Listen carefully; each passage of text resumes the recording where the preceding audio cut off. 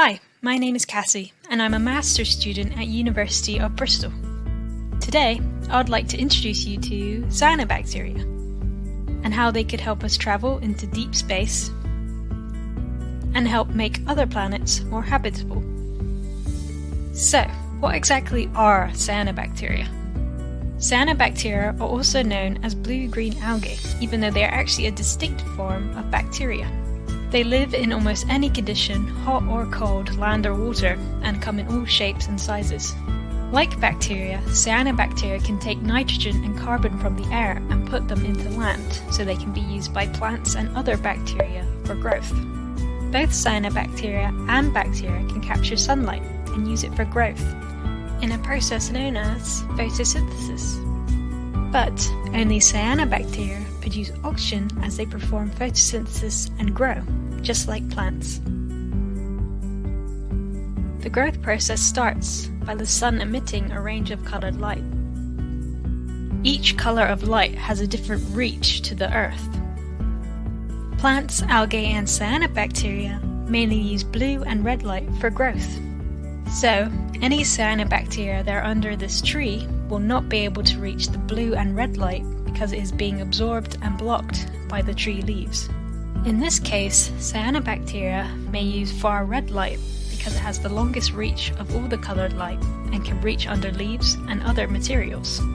This allows them to continue to grow even when they are shaded, for example, under thick bacterial sludge on rocks, when they are shaded under plants and flowers, or when they're under invertebrates, like coral. So, to sum up about cyanobacteria, they are a bacteria that produce oxygen as they grow. They can take nitrogen and carbon from the air and put them into land to help plants and other bacteria grow. And a small few can live in darker conditions by using far red light for growth. But how do far red light absorbing cyanobacteria help us explore space and live on other planets? Firstly, they could be used to produce oxygen. Cyanobacteria produce oxygen, and this can be used to create breathable air on a spacecraft. They could also be used to produce fuel to power the spacecraft. In both these cases, less energy is needed to power far red light as opposed to red and blue light. So growing far red absorbing cyanobacteria requires less energy and could allow for longer journeys into space. Similarly, when trying to live on a planet such as Mars, the surface is very harsh. While air on Earth is 21% oxygen, the air on Mars only has 0.1% oxygen. To breathe on the surface of Mars without equipment, we therefore need to add oxygen to the air. One way we could do this is by placing cyanobacteria on the surface of Mars. However, the surface of Mars has extremely intense radiation and dust. While normal cyanobacteria placed here would die, far red absorbing cyanobacteria could be placed under rocks or shelter. They would be shielded from the harsh surface, as well as blue and red light, but could use far red light for growth and produce oxygen for breathable air. Another way far red absorbing cyanobacteria would be useful is by producing medicine and food.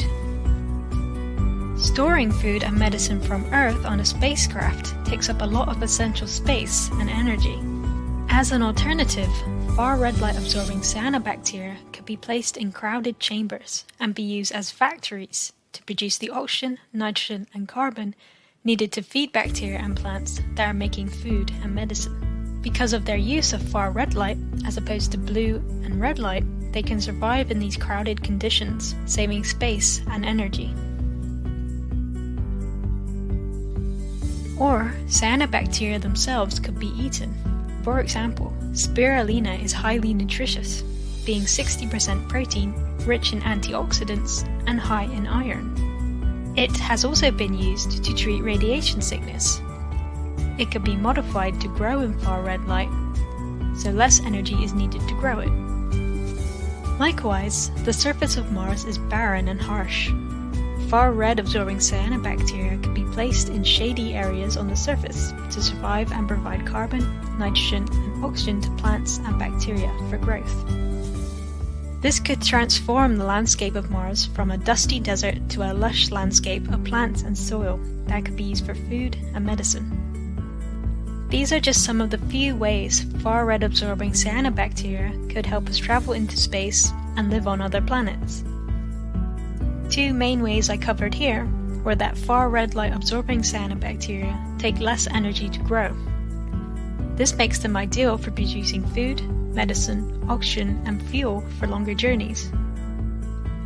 Also, as opposed to normal cyanobacteria, far red light absorbing cyanobacteria can continue to produce oxygen even when in low light conditions.